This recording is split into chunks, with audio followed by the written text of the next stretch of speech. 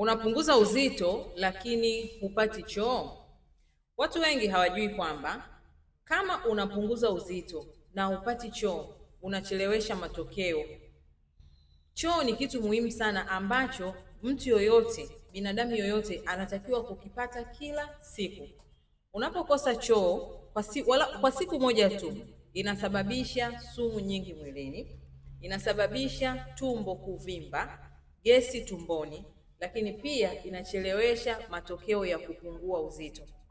Kama umehangaika kwa muda mrefu sana kupunguza uzito na hupati choo na unataka matokeo mazuri, nipigie simu ili niweze kukusaidia njia ambayo itakusaidia kuweza kupunguza uzito vizuri na ukapata matokeo mazuri. Nitakupa mpango ambao ni mzuri sana wala hautakutesa. Share video hii na watu wengine ili uweze kuwasaidia.